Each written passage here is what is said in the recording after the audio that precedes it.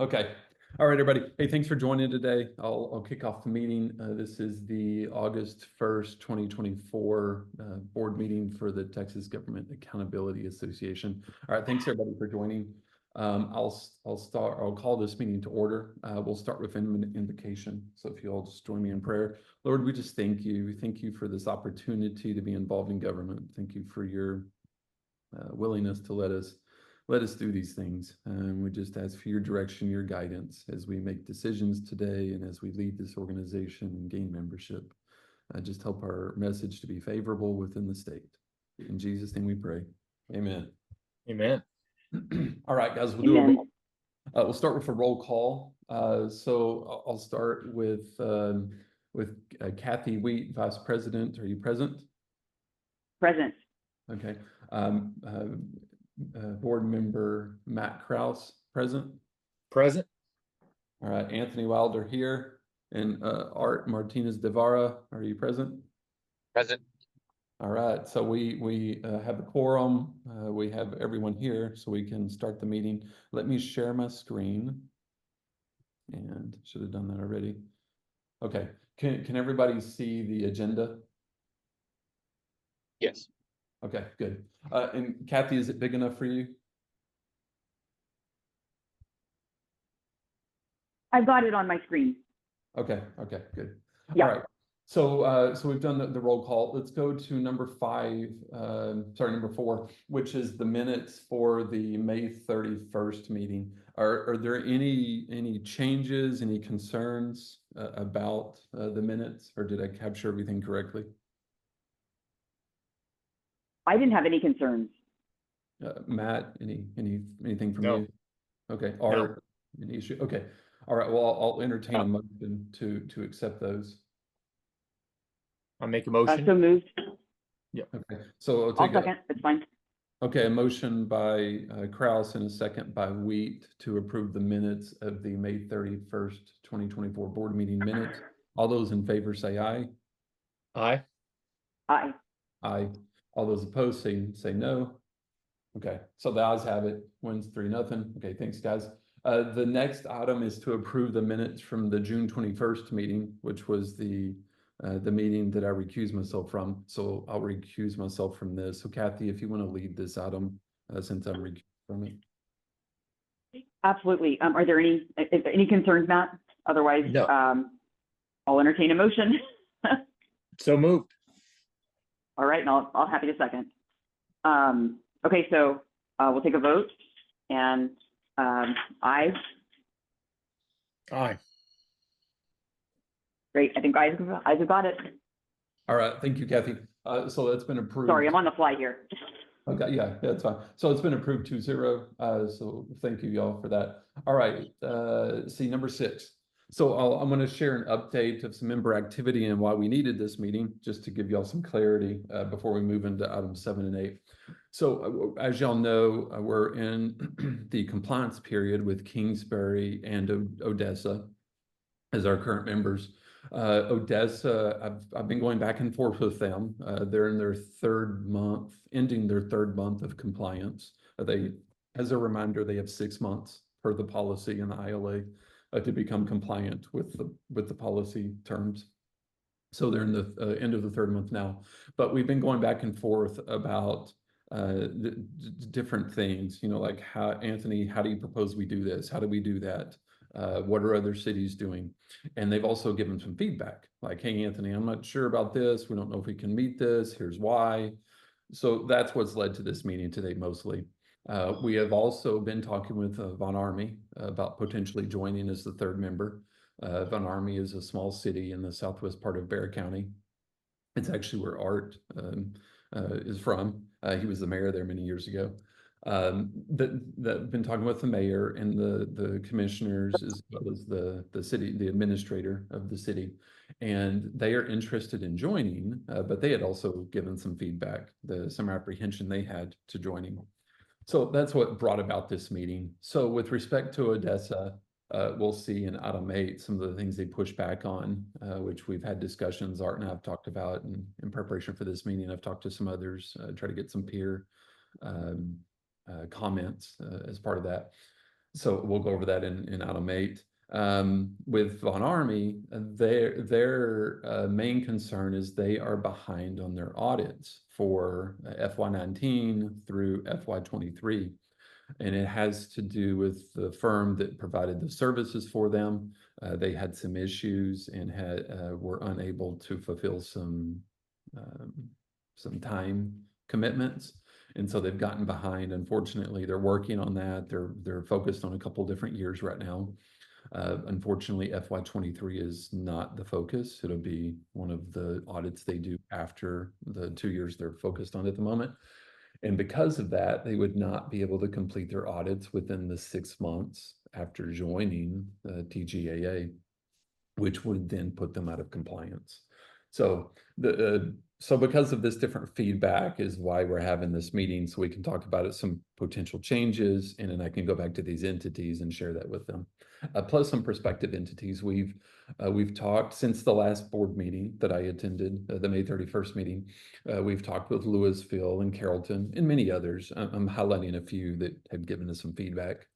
Talked with them, so you'll see some proposed changes in regards to that feedback or some things that are going on that I would like y'all's opinion and insights on and direction. And there was one other, North Richland Hills was another one that we've talked to that had given a little bit of feedback on one of the proposed changes. So with any questions about updates that matter, Kathy, is there anything that you wanted to know about, or how things are going? I'll be more than happy to answer them here as part of item 6. I'd love to hear kind of your high-level feedback on the overview from the other cities you're talking to. I understand what you're saying from Von Army, it makes a lot of sense, but would love to hear kind of the feedback from the other cities and what their concerns or exciting, what their opportunity vision is as well. Yeah, well, I would say, Carrollton, one of the things they gave us as feedback, which I was excited about, so it's positive, is usually I use this as the pitch. So, prior to me, it was Aaron and Matt would talk to these entities, and then when I got hired and brought on, I've started to do it. But it was part of the pitch they would use is, hey, you just don't know what's going to happen with future elected officials. You don't know how they're going to act or not act. And so it's part of the pitch that I use, like, hey, consider this for the future. Yeah, y'all aren't doing anything wrong, but you never know. This is a protection, against such things. Well, for Carrollton, the individual I spoke with, he, one of the leaders, he latched onto that before I even got to it. And I was like, hey, you got it. You're seeing the vision of this, that this is to, set up that particular political subdivision in a good place. So I was really happy to, to see that that's a point that they get to during the discussion before I even have to bring it up. So I found that positive, and that's happened in other discussions I've had with leaders and those activists, trying to help me get connections with leaders. The one that surprised me, another city, that when I sat down with their mayor, and I don't want to list his name because you will know who it is, and I don't want to call him out. But when I talked to another city's mayor, he said that he felt like we were too conservative, which I found interesting. Like the what we're proposing, in my opinion, I mean, apparently it's different than his. I feel like it's not along party lines. It's about being more transparent, taking the ethical standards to a higher level. And so when he said that, it surprised me. And he mentioned the 3 of us as the board members as being conservative. And it surprised me at first when he brought it up. So that was the only time that's happened. It was just one city, Kathy. So it's not something that others have said, but it did surprise me. It caught me off guard. I was not expecting that to be the #1 objection that they had. Now they may end up doing it down the road. I think they will eventually, but that was their initial reaction to me during the 1-hour discussion I had with them about it. And they had looked at materials prior to that. I think, for other cities, they get it. They want to do it. It's just a matter of the timing or other entities. The ISDs we're not talking to right now because they're kind of in their off period. We'll ramp up activities in September. So I don't have any feedback for them, Kathy. But for counties and cities, I feel like many are open to it. It's just the timing. You know, they look at the materials, they want to think about it. You then you have city staff look at it, typically like the city attorney, the city manager, and their staff members, because that's where you get the most pushback, especially from Odessa. That was where we got a lot of pushback. Odessa took, I want to say 6 months to get them to sign the ILA vote on it at a council meeting. So to get it on the agenda and to get them to vote on it was a 6 month period. And you're saying the staff was the one that pushed back more. Yes, them, and it's been other places too. With Carrollton, I feel like that might be what's going on right now. I haven't heard. I'll follow up with them again. I'm waiting to follow up with several of these entities until after this board meeting. So later today, tomorrow, and early next week, I'll be following up with these entities depending on what changes we make, because some of them are positive in the direction of their feedback, or they could be depending on how we vote on what I made or the different proposals. But does that help? It doesn't. It helps a lot. It doesn't seem surprising to me that the feedback from the mayor is a little bit surprising, but when you look at the board, I guess it's really not. But it's interesting, but it doesn't seem surprising to me that it takes about 6 months or longer for a city to go through the full vetting process and feel comfortable moving forward. So I mean, I think that's probably just something we need to keep in mind. I mean, I don't know, that's my initial feedback from what you're saying. I don't know, Matt, do you have a similar perspective, or maybe yours is different? Yeah, no, I think that analysis is spot on. So anytime you're doing something new, it's just going to take a little while. There are going to be some hesitations or initial concerns I think we're going to have to get over. But like Anthony said, I mean, I don't care who's on your board, if it's conservative, liberal, look at the things that they're just TGAA is asking you to do. It's pretty common sense and best practices. So after we make them feel comfortable with that, I think we'll start getting a lot more traction. Yeah, and I think I completely agree. Yeah. Sorry, Kathy, I didn't mean to cut you off. Go ahead. No, you're fine. I completely agree with the way that Matt summarized that, and I think the more traction we get, the more cities and entities that we are able to partner with, I think the easier this sell becomes. So that's right. That'll help over time. Yeah. And our focus lately has really been the DFW area. The cities that some of them I mentioned are all up here. We'd really like to get one here, because I feel like once we do, and even one mayor I talked to said, "Hey, did this city do it?" I was like, "No, but I'm talking to them." So, so that would help us if the city XYZ does it, they're probably going to do it. So that's right. Hoping for later this year to get one of these entities locally to do it, because then for them it becomes, I don't know, more it resonates more with them, because I mean most if not all have never heard of Kingsbury, which I get. They just celebrated their 10th anniversary. They're a small city in southeast Bexar County, and overshadowed by Seguin. But a lot of them have heard about Odessa. So Odessa does bring weight to it, but it's West Texas. They still don't see it as, oh, that's like us. So really hoping to get a DFW municipality later this year, which I feel like will open doors for more of them. So, okay. Any other thoughts or questions, comments about item 6 before we move on? There's no action to take. Okay. All right. Moving to item 7. So this one I've put on here just in case we want to do anything. So Art, I put this here just to give us the ability to take some action if we want. I'll tee it up, Art, and then if you want to share the resolution. So I'm going to get into specifics about Von Army. So with Von Army, as I mentioned, they are behind on audits. They are working with their auditor, who is trying to get FY21 and FY22 audits completed. For our compliance, within 6 months, they have to have audited the current fiscal year. I'm deeming that to be the FY23, even though by the end of 6 months, we'll have FY24.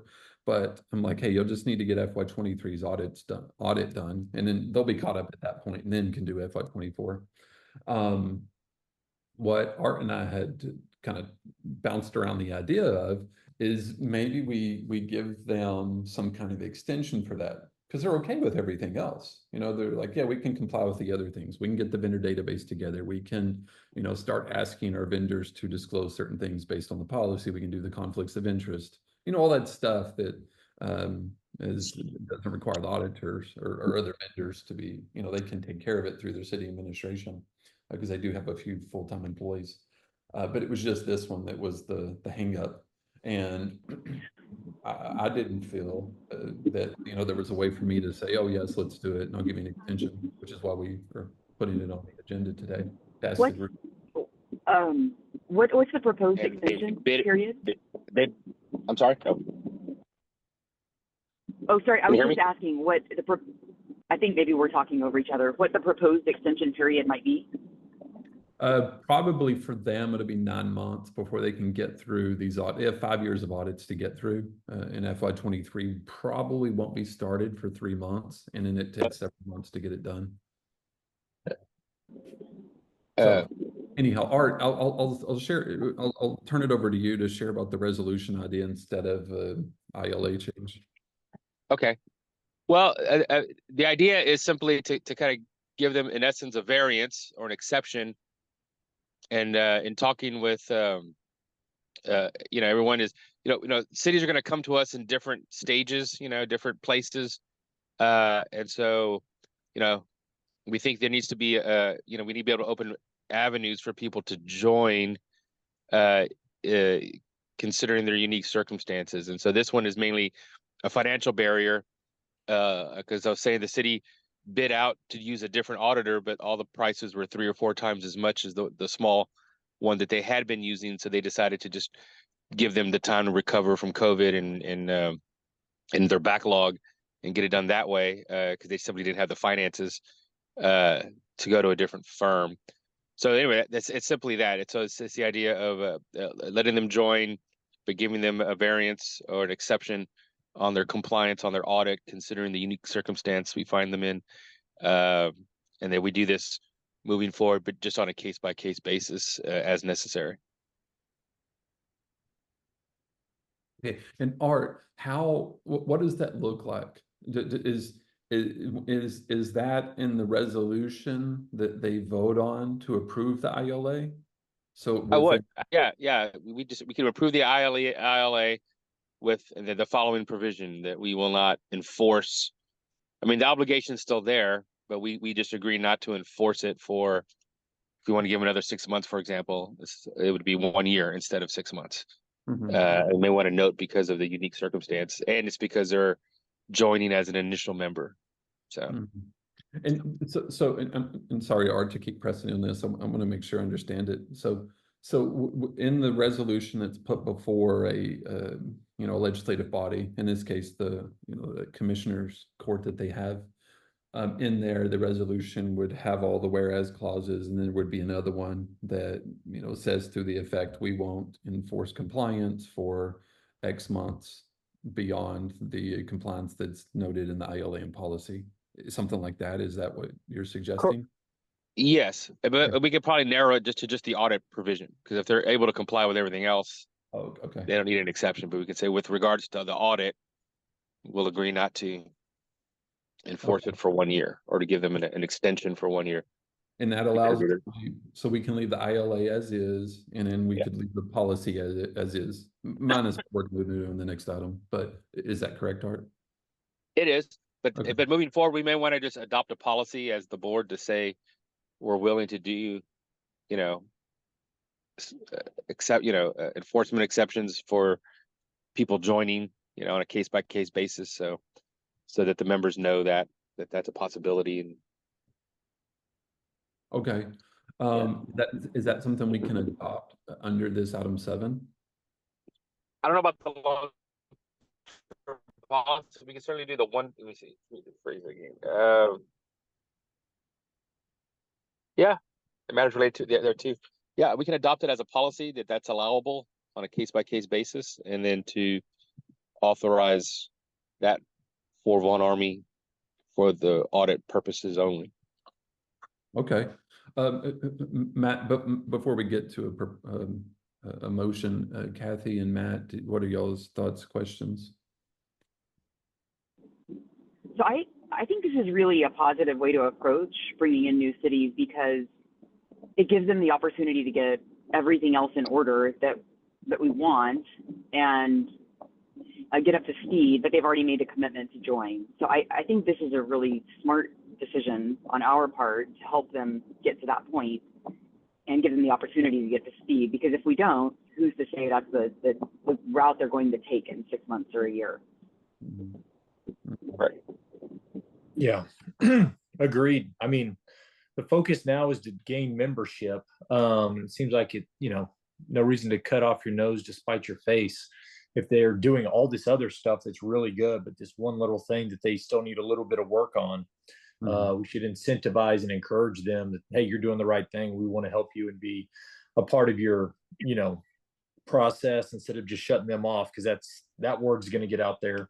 And I don't think that bodes well for attracting membership. So I think it's actually very smart. Okay. Well, I'll entertain a motion, Kathy or Matt, if one of you want to put together what Art said. So I'm happy to make a motion. Art, can I ask you to correct anything that I say incorrectly? I assume Sure. we need to make the motion on behalf of Von Army, but then also is a secondary motion going into place, or is it all part of one that we will make, exceptions on an Right. as-needed basis for cities and Yeah. entities? Yeah, let's do two motions. I would start with make a policy that we allow for on a case-by-case basis variances for people joining, and then after that, make a motion for Von Army to follow that policy with for Von Army. The first one, make a motion that on a case-by-case basis, we make an exception for entities joining to allow them extra time to get up, in compliance with all of the regulations that we have in place. Is that stated correctly? Yes. Thank you. Second. All right, so we have a motion from Wheat and a second from Kraus to allow exceptions on a case-by-case basis. All in favor, say aye. Aye. Aye. Aye. All right, all opposed, say no. All right, the ayes have it, 3-0. All right, thank you. I'll entertain a motion for Von Army specifically. I'm happy to try that one as well. So I'll make a motion on behalf of Von Army that we give them, did we say a 6 month or was it 1 year? 6 additional months for a total of 1 year to come in compliance with the Great. audit. Okay, so Kathy, can perfect. So pause for a second. go ahead. Can we what I'd like to do is that this group approved 6 months, but I was going to go to them about 3 because that's what we had talked about. Is that okay, Art, if we do 3 instead of 6, even though we're voting on potentially 6? Oh, sure. That's fine. Okay. All right. Go ahead, Kathy. Sorry. Oh, no problem. Okay, so I'll make a motion that we make an allowance for Von Army an additional 6 months for a total of 1 year to get their audits up to date in their initial membership period. Second. All right. So we have a motion to allow this variance for Von Army for an additional 6 months for the audit and the compliance. We have a motion from Wheat and a second by Kraus. Any discussion? All right, I'll call the vote then. All in favor say aye. Aye. Aye. Aye. All right. All opposed say nay. All right, the ayes have it. All right, cool. Give me a second to make a note on that. Cool. All right, thanks, guys. This will be very helpful. I'll be able to go back to them today. All right, Art, was there anything else on item 7 before I move on to the next one? No, I believe that's everything. Okay. All right, moving on to 8. So here's how I want to do item 8. The item 8, this is the one where we're proposing some changes to the policy. Now, when I say policy, I'm referring to the 3 individual policies. There's one for school districts, one for counties, and one for municipalities. For the most part, they're identical. Within the school district one, they have a little bit of, there's that one section that talks about curriculum and oversight for it. So that's different than the others. But when we refer to the policy, you'll note that here we're talking about the policy across all 3. This one is just for the school in the city, school district in the city. And you'll see others like down here where we have to focus on each one individually because they're numbered different, different sections. But so keep that in mind. And I'll point those out as we go. But what I'd like to do is talk about them before we do a motion. And in the end, if we want to do a motion for each proposal separately, that's fine with me. However, Matt and Kathy, y'all want to do it. But I'd like to talk about each of them first before we do a motion. Is that okay with y'all if we do the discussion? Sure. Okay. Kathy, is it good with you? Okay. All right. So let me go into each of them. I'll give background as we go into them. So I'll start with the first one, which is section 1.2A. Currently, in the city and county one, it references the ACFR. Within the school district one, it refers to it as the AFMR, although the school districts do ACFR.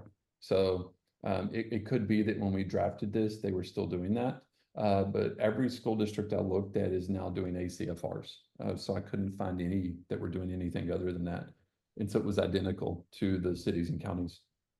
So my proposal is that all three of them have the same language that references the ACFR and what we're asking for here. So I'll give you background. We have been working on some data collection, financial data collection for other cities, and just doing some analysis and kind of on the side to see what is the financial state of some entities here in the state, or the status of some of these entities. And as we were doing that, we realized we don't have comprehensive cash flow statements. And as you'll know, I brought this up at the May 31st meeting just to get y'all thinking about it. And Kathy, that individual that you suggested, Adrienne, I've talked with her about this. We've reached out to her via email and have had communication with her. We've also talked to other individuals that were part of GFOA in the past or present. And GFOA is the what is it? Government. Oh gosh, Finance Officers Association. So a lot of times you'll see assistant city managers or CFOs of cities who will be part of that, or other entities, local political subdivisions will be part of that entity. So anyhow, we've gone back and forth with different groups, and what we eventually landed on is this proposal here. The proposal is, and just as a reminder, this is what it says right now. It just says, get your ACFR and put it online, basically. What we're asking for is that still be the case. You got to get your ACFR in place. But in addition to that, we want you to do these two things. So we're including this just to make it very apparent what we're asking for. So what we're asking for is that you have all the financial statements that are required by GAAP and by GASB and GAFR. So those three entities, and this matches what the state comptroller asked for. So Glenn Hager, because I thought about wording it that way, but Glenn Hager's office, they have the same stuff. Now they get into specifics that within GASB, it's a financial statement standard 34, but I didn't think we needed to get that far in. We'll let that just be the required by referring to it that way. But so we have that just to make it clear. This is what we're asking for, which they already have to do. And this is according to everyone we've talked to. The things we're asking for are these two. So part 2 and part 3. It's a consolidated statement of cash flow, including a forecast of at least 3 years. In researching this, there are very few entities that provide cash flows that have forecasting. There are cash flows that are required as part of GAAP, GAFR, and GASB. They, each entity had those, but it wasn't a full picture. So what we're asking for here is a consolidated cash flow statement. And this would be across all funds, the general fund, the fiduciary funds, the proprietary funds, the, what is the other one? I can't remember, sorry, I can't remember all the names, but all the different funds would have to be brought up into this consolidated statement of cash flow. And so that's a difference from what they're being asked to do now. So that's the first one. And then the other is for the proprietary funds to have a statement of cash flow for those, because that's not required at the moment. And there were reasons, that they cited as to why they weren't. And because of the feedback, we still felt like it was worth doing, because as TGAA, we want to go to a higher standard for financial transparency. As part of the reason this was created, one of the reasons that we started talking about this years ago was to figure out how do we get more openness about financial data and really be able to get eyeballs on it so we could potentially make change. Anyhow, so the primary fund also would be asked for as a statement. And both of these include a forecast of 3 years. The one thing we put in here to make it more palatable is that this would be adopted, they would be given 24 months to adopt this within the policy. So as was mentioned earlier with item 6 and 7, the policy currently has a 6-month compliance period from the date of adoption. So for example, Odessa was April 23rd. So they have until October 23rd to comply with it. But what this allows is 24 months period for these statements of cash flow, because we do realize it's a change for these financial departments of these entities. So I'll stop there. And any comments, questions, any thoughts about it? Well, yeah, Anthony, I do have a question. When you talk to, for instance, the officers or previous officers or members of GFOA, what was their specific feedback to the new requests? So anything above and beyond what is currently being requested by Glenn Hager as an example. And I'm asking because I know the very, very preliminary high-level conversation, and I am not a finance officer, so my understanding is not deep in this area. But my initial conversations on this topic when we visited it in May was that these were not only these would not only be new requirements and new requests, which I'm not saying I have a fundamental problem with, because I agree with you about the transparency and better understanding about organizational finances, but that these particular statements would be a fundamental change in the way the accounting systems are managed or run currently by municipalities, as an example, and that it was a very fundamental change. It was not as simple as running an extra couple of reports. And so I'd like to understand better how your conversations went with those members or officers, and if that was similar feedback that you got, or this is maybe a slightly different request, or just kind of what that background looks like. So it's definitely a change. So what Adrian had come back to me on, and for the group, Adrian is I'll call her the CFO. I think her title is Assistant City Manager for the city of Colleyville. And she was the individual that Kathy connected me with after the May 31st board meeting. So in talking with Adrian and others, but specifically she had shared on this statement of cash flow for the preparatory funds. It's definitely a change. I don't know if I would call it fundamental, because I think it can be done, and I'll get into that in a minute.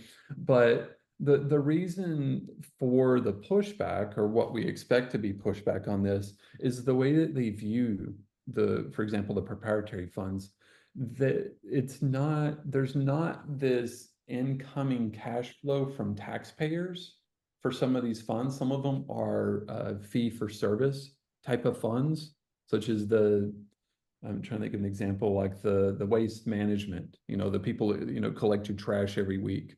That's you pay for those services. We all get a bill every month from our city. Well, in most cases, some build it in different ways, but you pay a fee and someone shows up and does a service, but it's through the city. So it's this fund.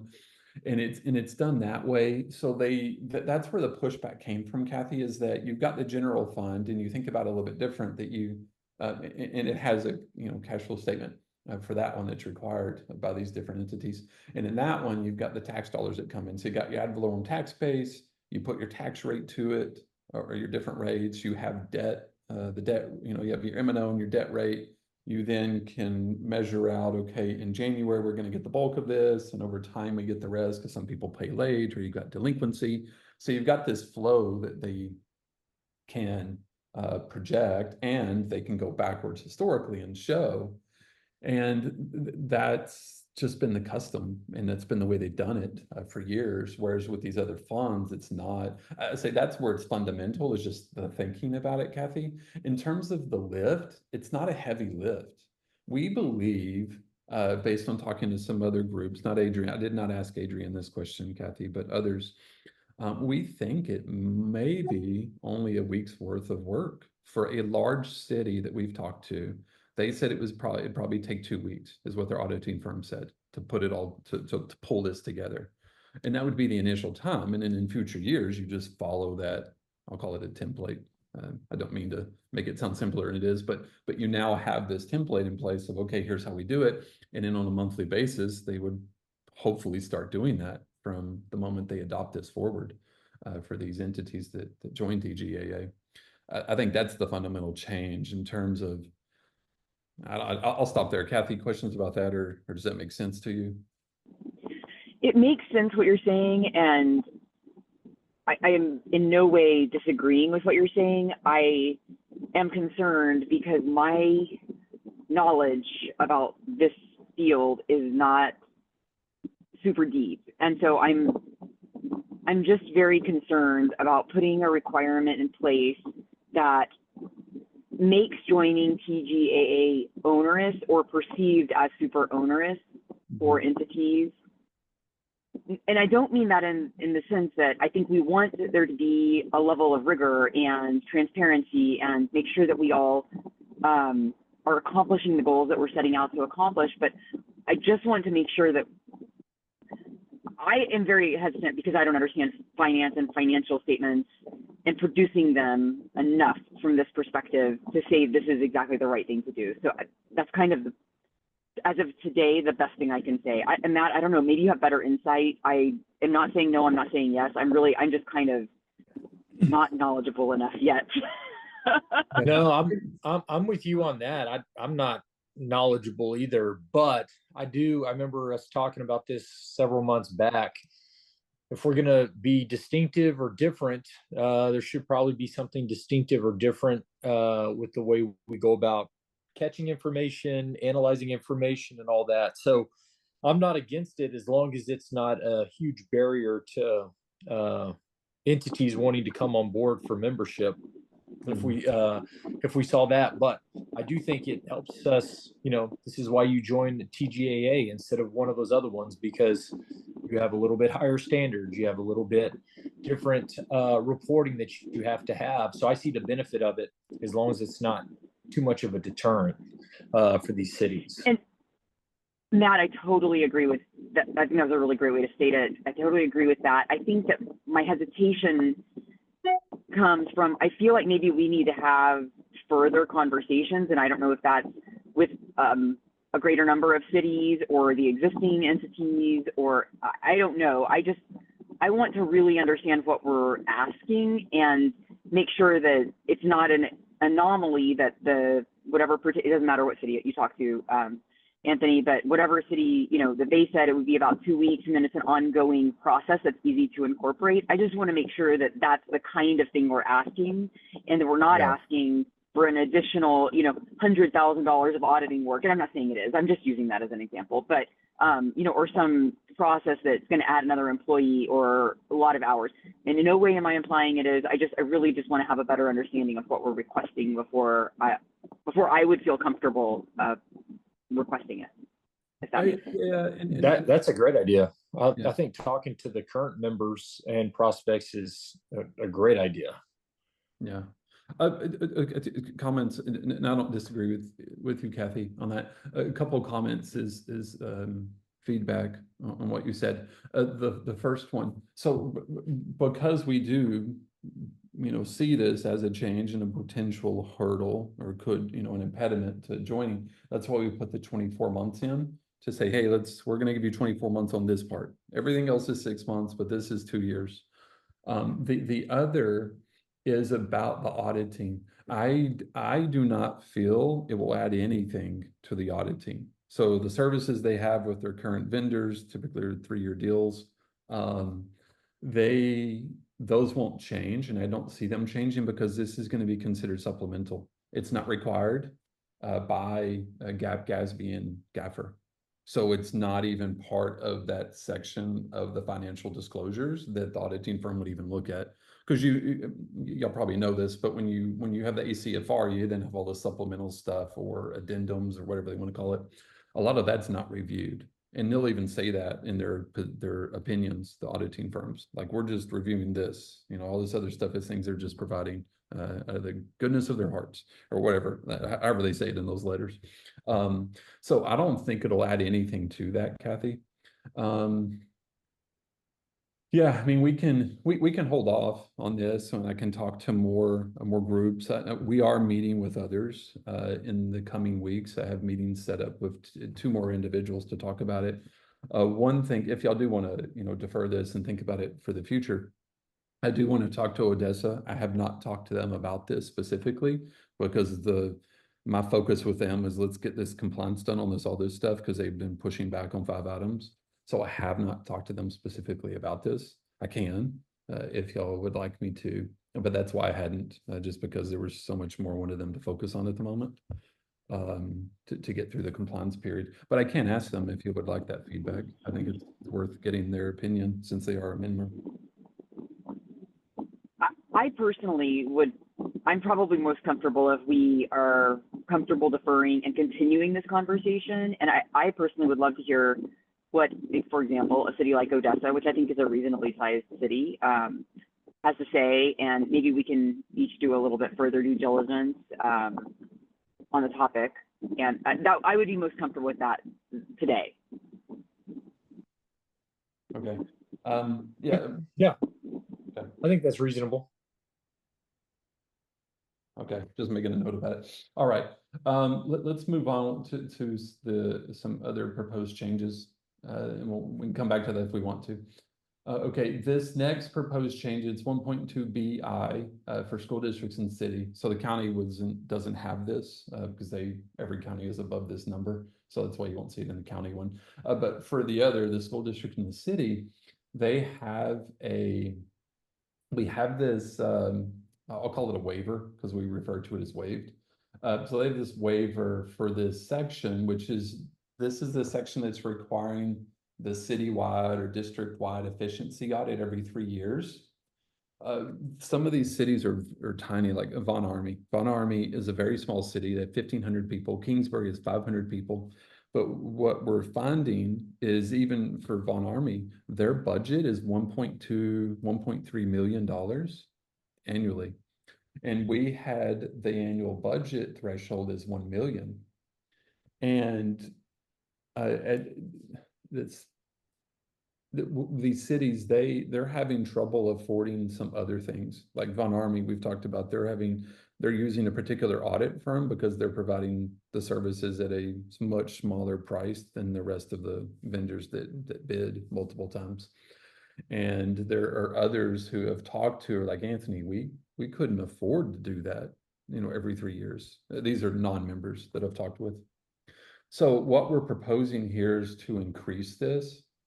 And my proposal that I've put in is to go to 2 million. Just to back up for a second on the million. So Von Army a couple years ago was at $800 and something thousand because of inflation, which for the typical family is around 21% over the last 3.5 years. For municipalities and other government entities, it's even more.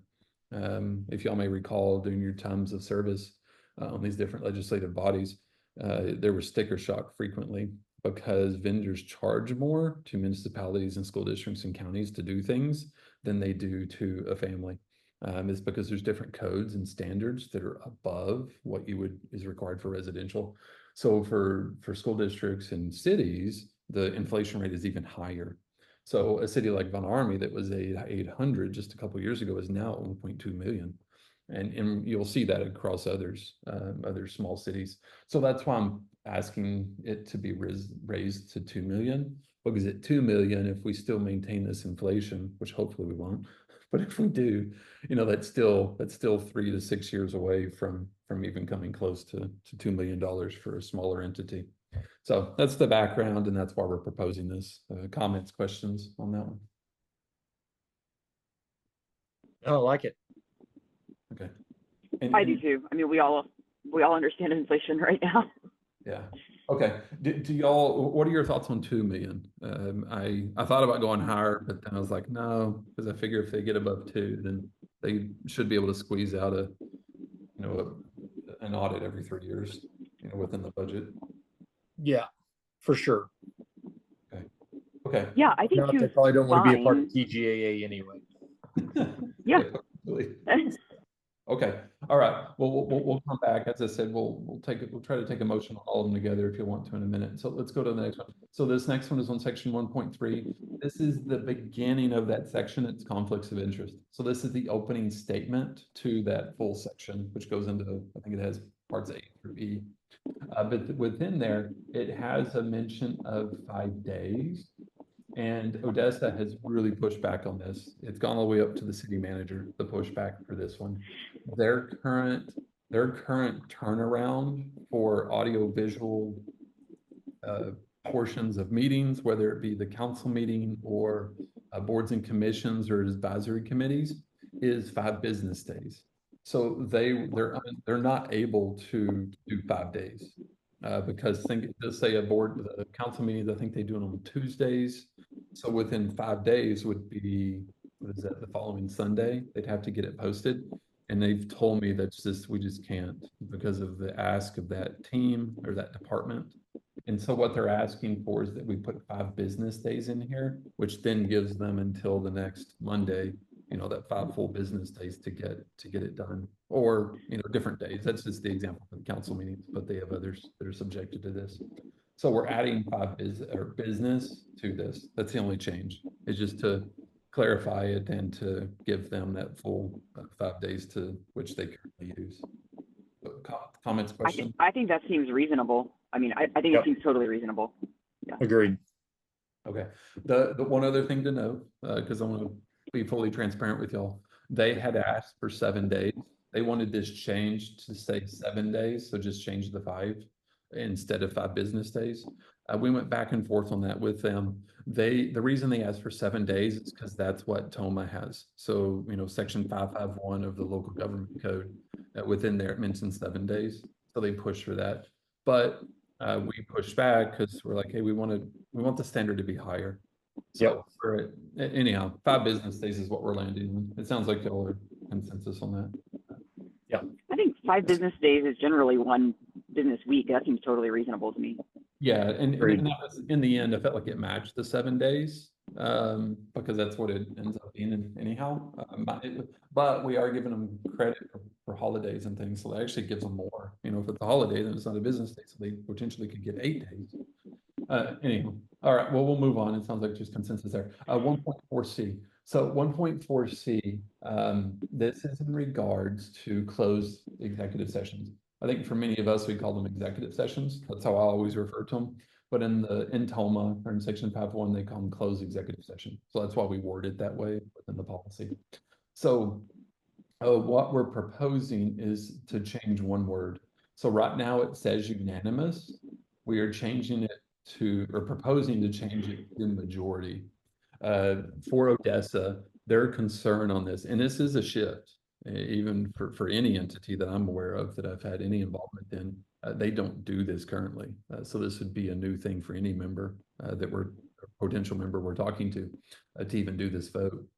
But the concern they've brought up is unanimous. It allows 1 individual to prevent something from happening, and they have 7 individuals that have been elected by the community. So you have 1 that would, you know, hold everyone at bay and prevent things from being done,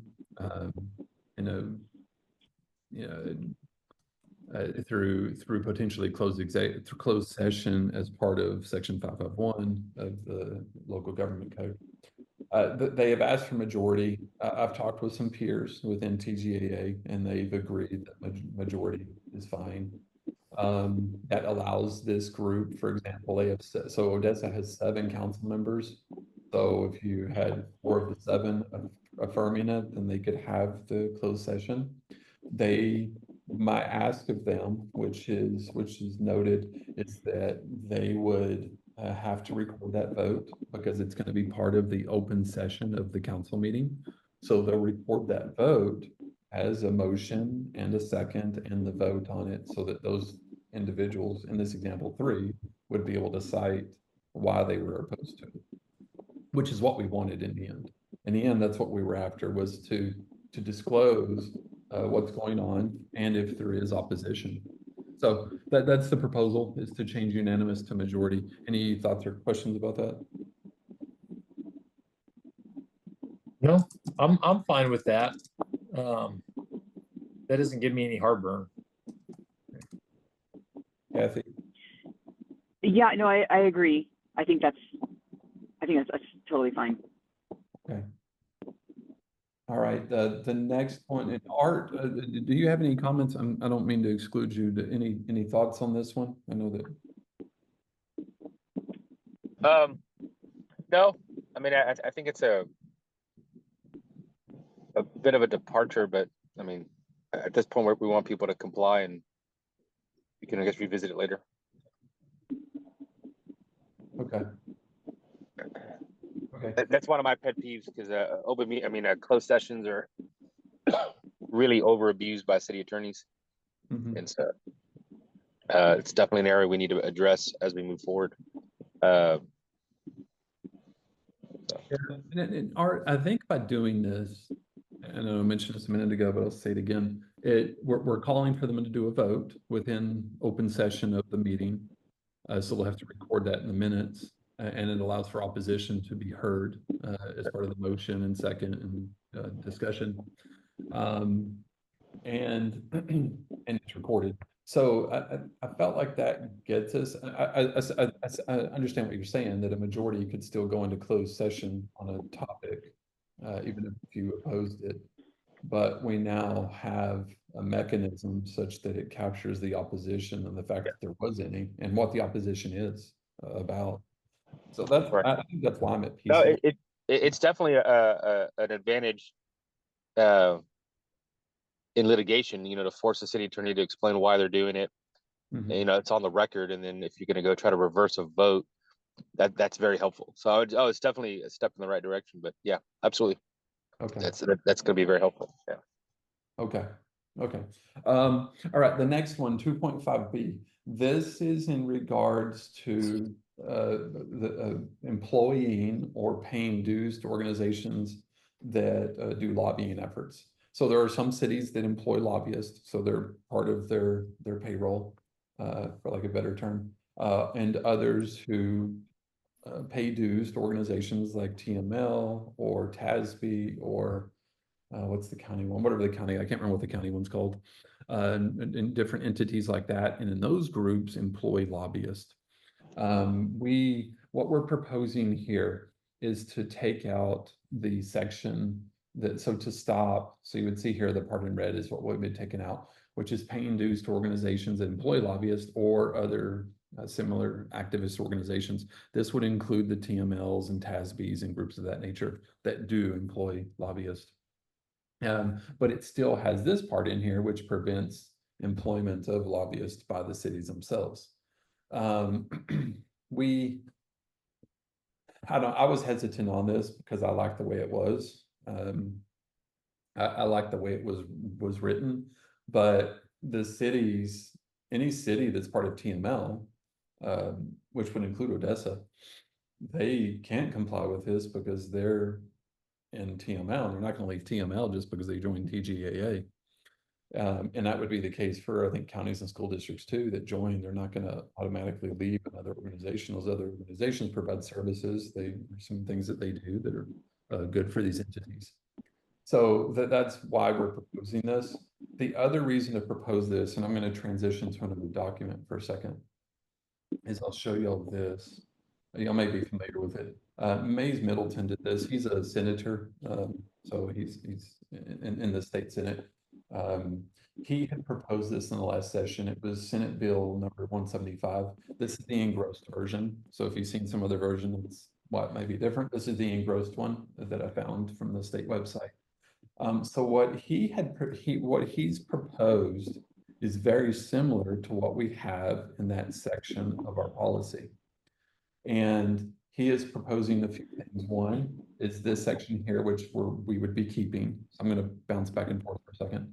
So this that's highlighted here matches this. Now he cites chapter 305. We don't go into all that detail, but it's the same intention, same focus.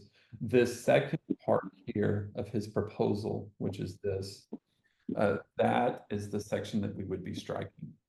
So the way I look at it is, and this is going to be proposed again, based on what he said at the state convention, I fully expect him to propose this bill again. It did not pass. It didn't make it out of committee in the Senate last time.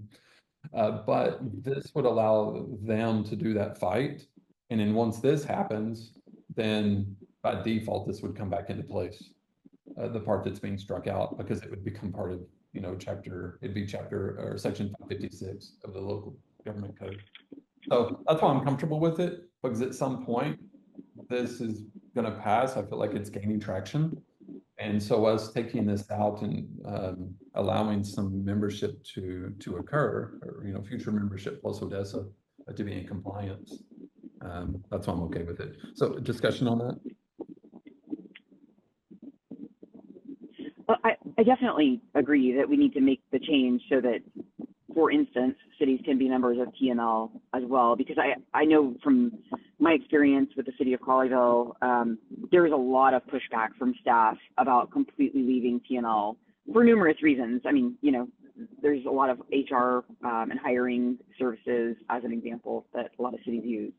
So I think that asking, again, like I think Matt, you said earlier, asking them to cut off their nose despite their face is not going to serve us in the long term. So I think we need to not require them to leave other affiliations just to join us immediately. Yeah, I agree 100%, Madam Chair. I think that's exactly right.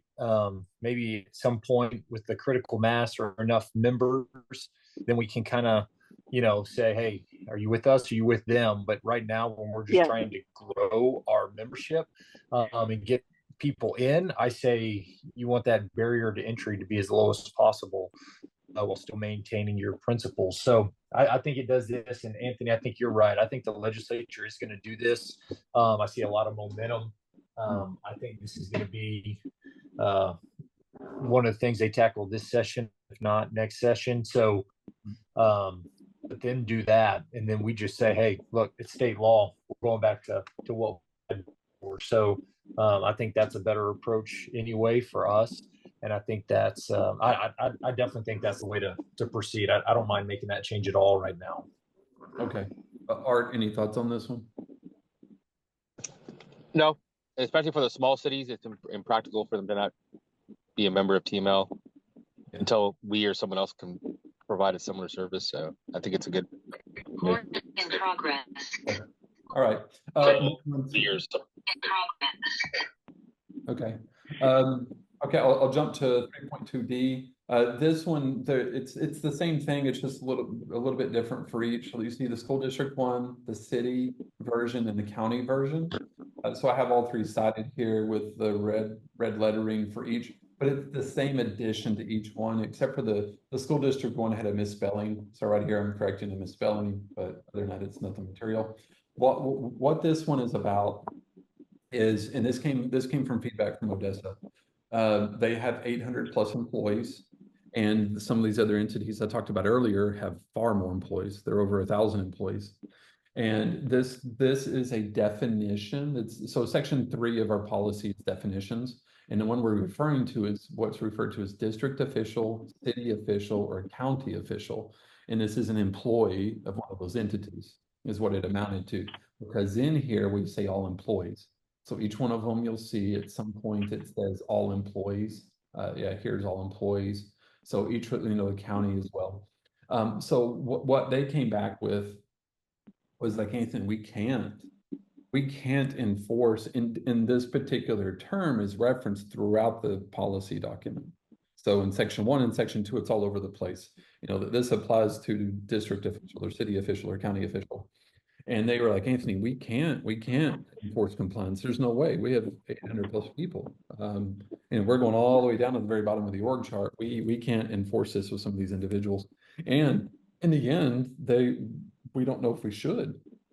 So what we went back and forth on and came to an agreement on was this, that it would be all employees of this entity, whether it be the school district, city, county, with supervisory roles and authority over policies and procedures.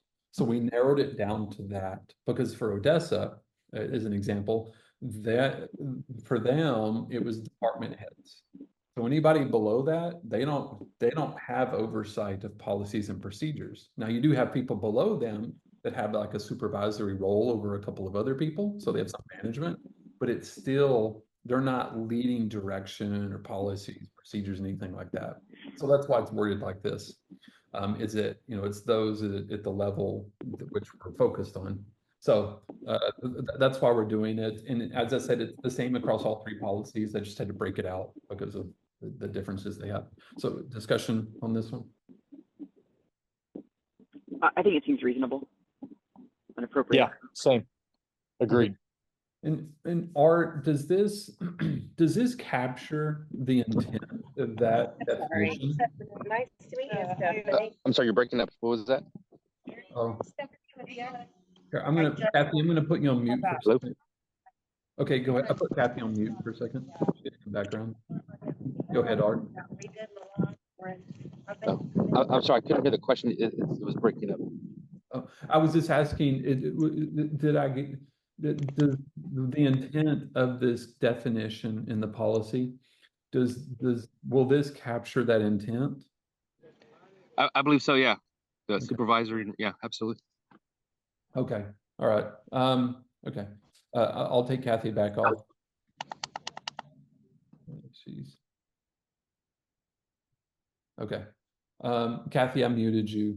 So if you want to unmute, you'll, there you go. Okay, there was background noise. All right, moving on to the next one. Let's see, the next one, 3.2E, G and H, depending on which policy. So again, this is another definition. It's the family relationship definition. And this is a feedback from Odessa is what drove this proposal today. They've come back and said we can't enforce the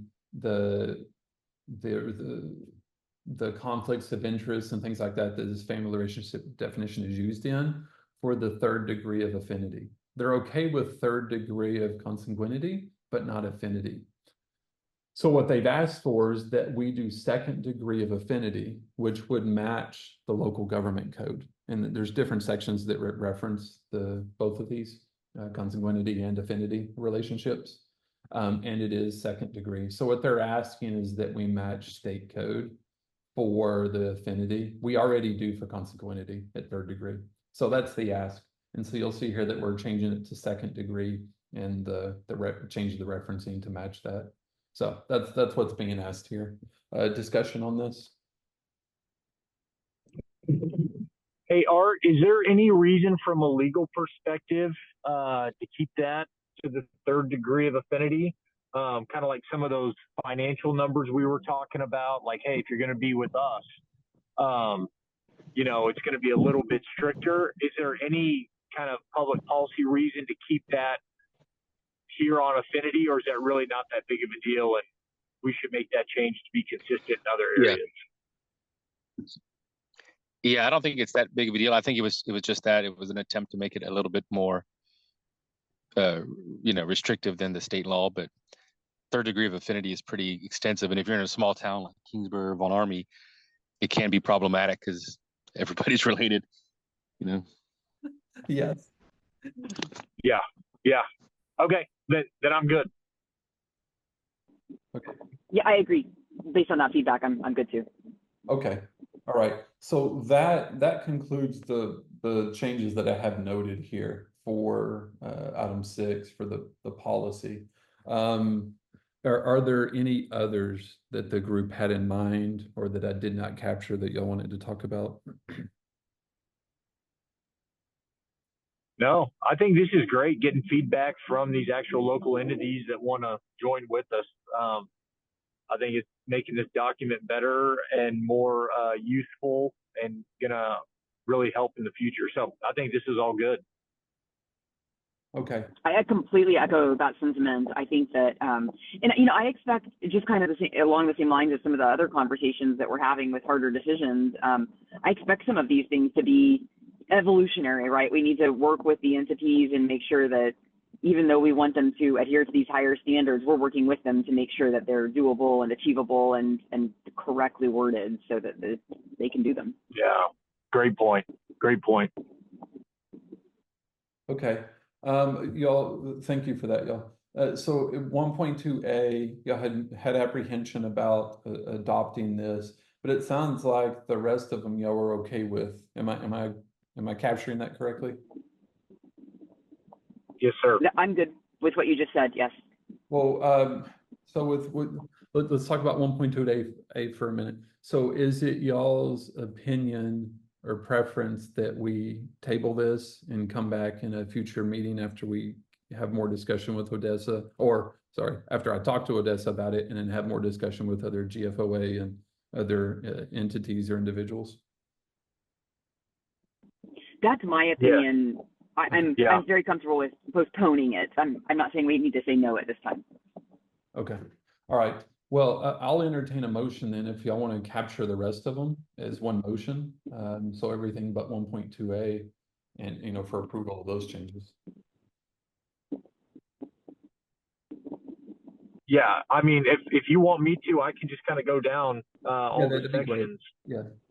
Okay, so I move that we make the following changes to section 1.2B in terms of efficiency audit requirements, section 1.3 for conflicts of interest in regard to all policies, section 1.4C, make that change for all policies to make the nomenclature on closed executive sessions line up with TOMA, that we remove language referring to organizations from section 2.5B for all policies, that we redefine the definition of district, city, or county official in sections 3.2D, 3.2E, and again 3.2E for those respective entities. And then finally, refining the definition of a family relationship in section 3.2E, 3.2G, and 3.2H for school districts, counties, and city policies, so that those are all in alignment as well. All right. So we have a motion. Do we have a second? I'll second. All right. All right. So we have a motion and a second. Any discussion? All right. I'll call the vote. All in favor, say aye. Aye. Aye. Aye. All opposed say nay. All right, the ayes have it, 3-0. All right, thank you for going through that, y'all. I appreciate it. I know it was lengthy. And I'll come back on 1.2A in a future meeting. I'll talk with others and come back with more feedback. All right, item 9. Okay, so we're at the end. So Matt or Kathy, are there any items y'all wanted to bring up that weren't listed on the agenda that we can discuss? No action, but we can discuss them. I don't think I have anything. Yeah, not on my end. Okay. All right. Art, anything that you wanted to bring up today? No, not at this time. Awesome. Okay, cool. All right, let me go back to the top and make sure we covered everything. All right. Well, I'll entertain a motion to adjourn. I'll make a motion to adjourn. All right, a second. I second. All right, we have a motion and a second to adjourn the meeting. All those in favor say aye. Aye. Aye. Aye. All those opposed say nay.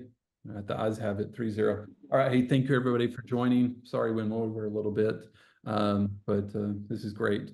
And I'll get back with y'all and we'll set up another meeting for 1.2A and some other topics that we didn't have time for today. All right, thanks everybody. Have a good afternoon and weekend.